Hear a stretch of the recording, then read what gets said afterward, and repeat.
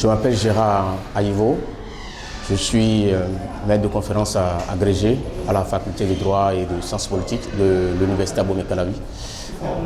Je suis à Dakar dans le cadre d'un colloque sur les transitions démocratiques en Afrique.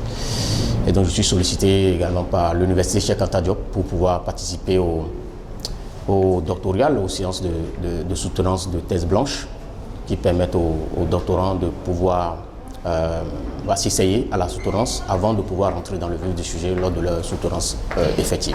Je pense que les échanges sont utiles. Je pense que la doctorante elle-même a dû constater que cette séance est une séance utile pour elle et en général pour tous les doctorants, parce que souvent la thèse c'est un exercice particulier, la préparation de la thèse est un exercice particulier, individuel, où on est seul, on est livré à soi-même.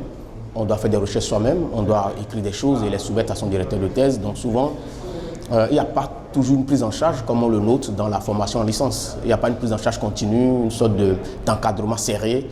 Et donc le fait de pouvoir installer ou instaurer ce mécanisme de pré-soutenance de thèse, ça permet vraiment de prendre en charge les doctorants, de pouvoir enlever les déchets qui se trouvent dans leurs travaux avant de passer devant le jury proprement dit. Donc ça permet de les prendre en main, de les aider à prendre conscience des difficultés, des lacunes de leurs travaux, de leurs erreurs et de les corriger avant la soutenance proprement dite. Et ce mécanisme qui a été instauré ici par le professeur Kébé est une très très bonne initiative.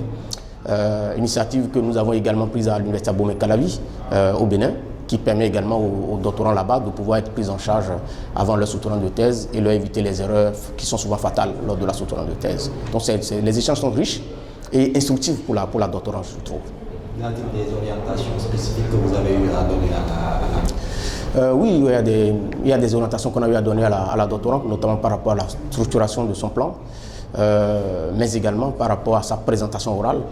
Il y a un comportement à avoir, parce que devenir docteur, c'est devenir un peu le collègue des professeurs.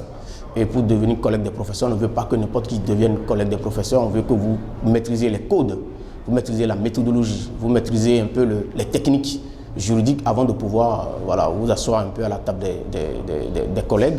Et pour ça, donc, on a permis à la doctorante de voir un peu où se trouvent un peu ses faiblesses et de les corriger avant de pouvoir passer à l'étape décisive de la soutenance de thèse.